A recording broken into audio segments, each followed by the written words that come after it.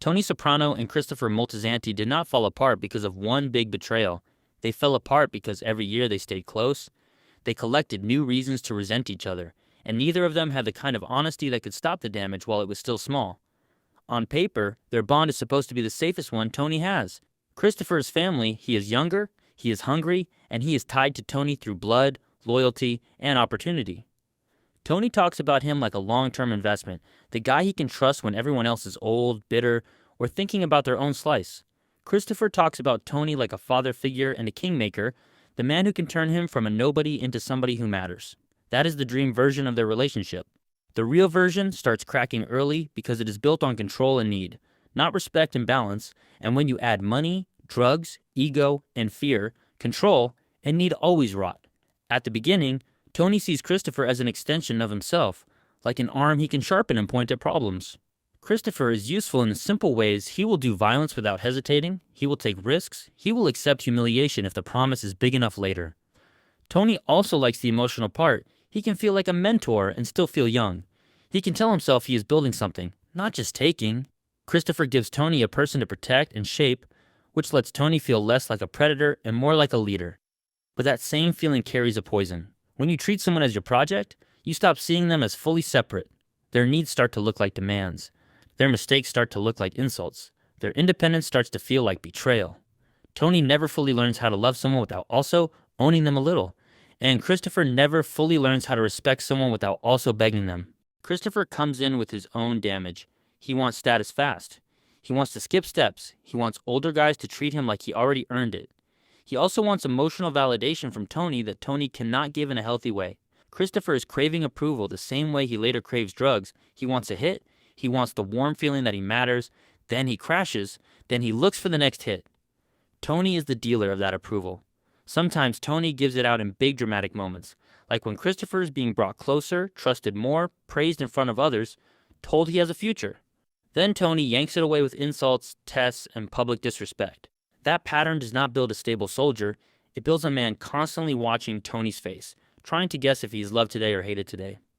Christopher starts living inside that uncertainty, and it makes him reckless, proud, and easy to manipulate.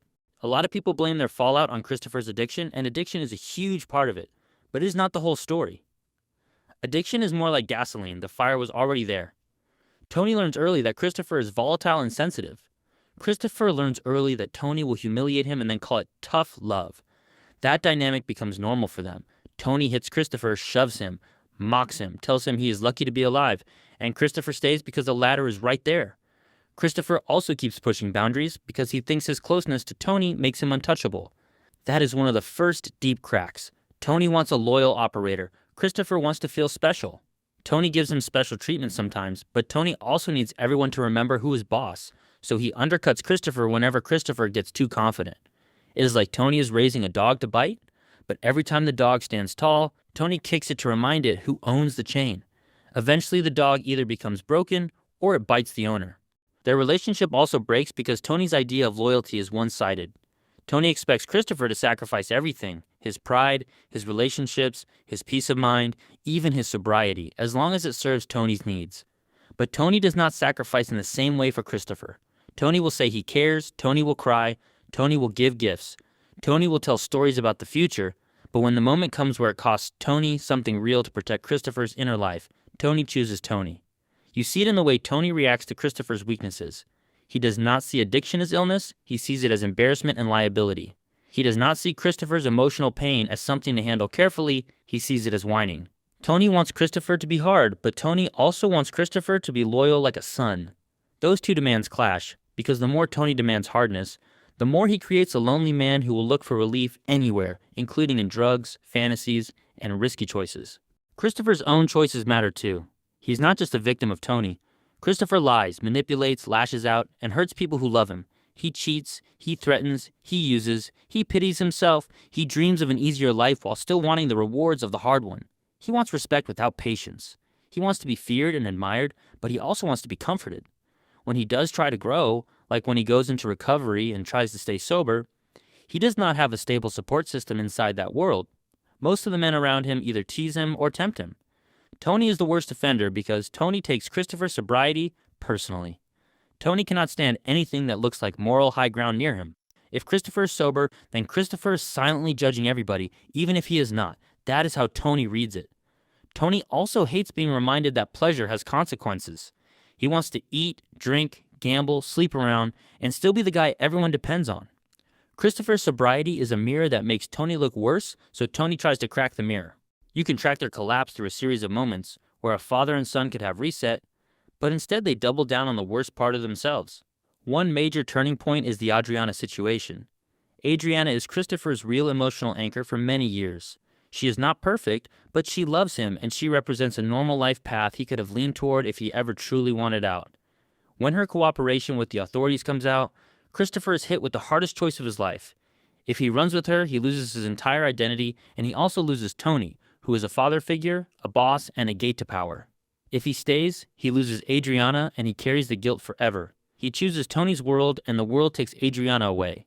That is a brutal sacrifice, and even if Christopher tries to pretend it is just business, it is not. Part of him never forgives Tony for being the kind of man who makes that choice necessary. Another part of him never forgives himself for making the choice. The result is poison that sits in him quietly. He becomes more numb, more angry, more self-destructive, because if he fully feels what happened, he will collapse.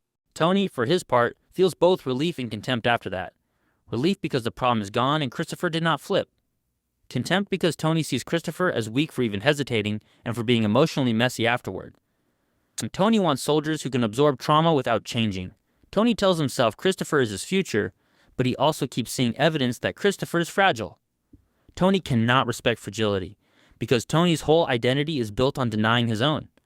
Every time Christopher shows pain, Tony is forced to notice his own pain, and Tony hates that. So he converts it into anger or jokes. That is why so many of their bonding moments have cruelty inside them. Tony will pat him on the back and then roast him in front of everyone. Tony will give him an opportunity and then remind him he is nothing without Tony. That is how Tony stays on top emotionally even when he is giving. After Adriana, Christopher's addiction becomes worse, and their relationship becomes more openly toxic. Tony keeps promoting him and trusting him with bigger tasks because Tony wants the dream to be true. He wants Christopher to be his future buffer, the guy who can take heat, run operations, protect Tony from exposure.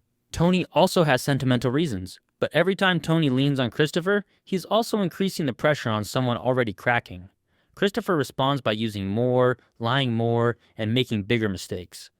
Tony responds by controlling harder, insulting more, and watching him more closely. That creates a loop. Christopher feels watched, so he rebels.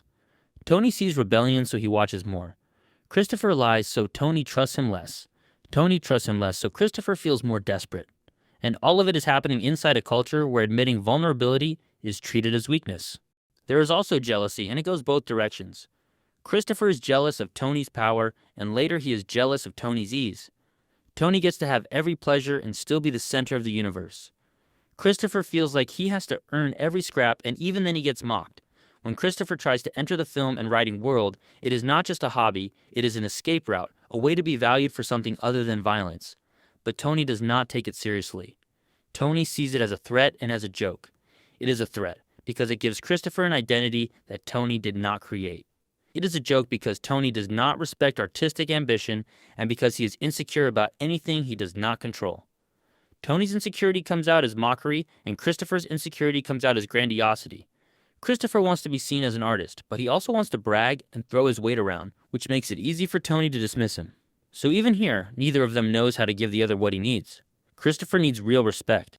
Tony gives sarcasm. Tony needs loyalty without complication. Christopher gives loyalty, but also constant emotional storms. Tony is also jealous of Christopher in a quieter way. Christopher is young, he still has time, he can still imagine another life. Even when Christopher is a mess, he has potential that Tony does not. Tony is aging, trapped in the role, trapped in his habits, trapped in his own bad choices. When Tony looks at Christopher, he sometimes sees a younger version of himself, and that can feel good, but it can also feel like regret. Tony does not handle regret well. He turns it into resentment.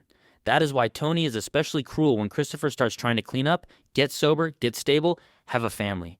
Tony should encourage that if he truly wanted Christopher to last. Instead, Tony pokes at it like it offends him. It offends him because it hints that change is possible, and Tony does not want to believe that because then his own refusal to change looks like a decision, not a fate. Christopher's sense of betrayal builds in small piles. He notices that Tony lectures him about discipline while Tony himself is impulsive. He notices Tony talking about family while humiliating Christopher like a punching bag. He notices Tony taking other people's sides in disputes or playing politics with him instead of treating him like the special case Tony claims he is. He notices that Tony uses him for dirty work, but rarely gives him the kind of calm, steady praise that would make him feel secure. Christopher keeps waiting for a moment where Tony finally treats him like a true partner. That moment never arrives. Tony does not want partners. Tony wants subordinates who feel like family, because that is the safest kind of subordinate, the one who will forgive you even when you mistreat him. Christopher is drawn to that trap because he confuses closeness with love. Then you get the other pile, the mistakes Tony cannot ignore. Christopher puts the business at risk with his drug use. He becomes unpredictable. He creates messes that Tony has to clean. He draws attention. He cannot be trusted fully with money, with sensitive plans, with calm decision-making. Tony starts feeling that the long-term bet is turning into a long-term headache. Tony also starts judging Christopher as a man, not just as a soldier. Tony's respect for him drops. And in that world, once respect drops, love gets thinner too, because love is tied to strength and usefulness. Tony does not say it out loud, but he starts seeing Christopher as defective. Not just flawed, defective. And once Tony decides someone is defective, he starts treating them like an object that may need to be replaced. The sad part is that there are moments where you can see the old bond, and it almost makes the end worse. They have shared history, shared secrets, shared trauma. Tony has held Christopher close in moments of grief. Christopher has shown up for Tony in moments where others might hesitate. That shared history creates a feeling that they are stuck with each other. But it also creates entitlement. Tony feels entitled to Christopher's loyalty no matter what he does to him. Christopher feels entitled to Tony's protection and respect no matter what mistakes he makes. Entitlement is corrosive because it replaces gratitude. Instead of seeing each other as chosen allies, they start seeing each other as obligations. Tony becomes the resentful father who thinks his son is ungrateful. Christopher becomes the resentful son who thinks his father is unfair. And neither of them wants to admit they are in that pattern, because admitting it would mean admitting they have a real emotional relationship, not just business. One of the most revealing things about Tony is that he wants to be loved without being questioned. Christopher is one of the few people who sometimes questions him, not directly like an equal, but through mood, through distance, through relapse, through passive aggression. Tony reads that as disrespect. Tony is a man who can tolerate enemies easier than he can tolerate disappointed family. An enemy is simple, you fight or negotiate. A disappointed family member makes you feel guilty, and Tony cannot sit in guilt for long. So he tries to crush it. When Christopher looks unhappy, Tony tries to make him the problem. When Christopher shows signs of depression or emptiness, Tony calls him weak. When Christopher tries to share a feeling, Tony makes a joke. Tony does this with many people, but with Christopher it hits deeper, because Christopher is actually someone Tony claimed to care about. So every time Tony uses the same old cruelty, it proves the care was limited. Christopher also develops contempt for Tony, and that is the point of no return. You can be angry with someone you still respect. Contempt means you no longer believe in their goodness. Christopher sees Tony as hypocritical, selfish, and emotionally dishonest. He starts to believe Tony will never truly be on his side, only on Tony's side. At the same time, Christopher still wants Tony's approval, which makes him hate himself. That inner conflict is dangerous. It is one reason he keeps slipping. Drugs quiet the conflict. They remove the need to reconcile love and hatred. They let him float above it. But then the crash comes, and the hatred is still there, and the guilt is bigger. By the later seasons, their relationship is less like father and son, and more like two men trapped in a bad marriage, where the love is mostly memory. Tony still wants to use Christopher as a shield and a tool. Christopher still wants to be seen and valued, but he also starts imagining life without Tony. When Christopher starts a family, that should be a stabilizing force, but it also creates a new fear. Now he has someone to lose. The life starts to look even more insane, and the cost of being loyal looks heavier. Tony, instead of protecting that stability, often undermines it. Tony cannot fully accept anyone having a higher priority than him. He can accept it in theory, but in practice it irritates him. Tony wants to be the center of every orbit. The final collapse is not sudden, but it becomes clear in the way Tony talks about Christopher and the way Christopher carries himself around Tony. Tony's patience is gone. Christopher's trust is gone. Tony starts making decisions with a cold logic that has nothing to do with family. He watches Christopher like a risk to manage. Christopher senses it. He becomes more anxious and more distant. He also becomes more resentful because he knows he sacrificed a lot to stay in Tony's world, and now Tony is treating him like a failing employee. That is the core tragedy. Christopher did not just work for Tony, he gave Tony pieces of his soul. He gave up the possibility of running away with Adriana. He gave up innocence, if he ever had any. He gave up peace. And in the end, he still could not earn the one thing he wanted most, steady respect. When the car crash happens, it becomes the moment where all the quiet truths finally speak out loud through action. People sometimes look at that moment as a shocking betrayal, and it is, but it is also the logical conclusion of years of rot. Tony has already decided in his heart that Christopher is a liability. He has already built a story where Christopher will eventually ruin everything. He has already allowed himself to stop seeing Christopher as a person with a future. So when the chance arrives, Tony takes it, not because he is forced, but because it feels convenient, and because it feels like solving a problem he has been resenting for a long time. Tony does not do it in a clean, professional way that would at least fit the rules the men pretend to follow. He does it in a personal way, and that matters. It shows that this was not just business, it was disgust, fatigue, and a desire to be free of the emotional burden Christopher had become. And that is the clearest proof of why they fell apart. Tony wanted the benefits of a son without the responsibility of being a real father. He wanted loyalty, admiration, and usefulness, but he did not want to nurture Christopher's growth in a way that would reduce control. Christopher wanted the benefits of a father and a king without the discipline of becoming a stable man. He wanted special treatment, quick respect, and constant reassurance, but he did not want to face his own wounds without escaping into drugs, fantasies, and rage. Their flaws fit together like a lock and key, which is why they lasted so long, but the same fit also guaranteed an ugly end. If you strip away the violence and the crime, what you are left with is a relationship built on conditions. Tony's love is conditional on performance and obedience. Christopher's loyalty is conditional on approval and validation. Conditions can work in business, but in family-style bonds, they turn every hard moment into a test. Christopher fails tests because he is unstable. Tony fails tests because he is cruel. Each failure becomes evidence for what the other already fears. Christopher fears he is never enough. Tony proves it by mocking him. Tony fears Christopher is weak and unreliable. Christopher proves it by relapsing and spiraling. Over time, neither of them can remember how to see the other with fresh eyes.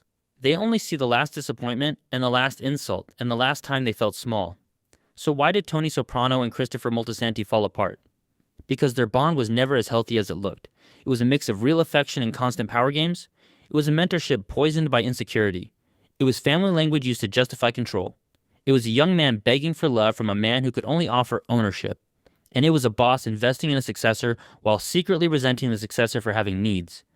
Add addiction, add jealousy, add guilt, add years of small humiliations, and the collapse becomes inevitable. By the end, Tony cannot stand Christopher, and Christopher cannot trust Tony, and both of them have done enough harm to make forgiveness impossible. In a different life, they might have been a complicated but real family.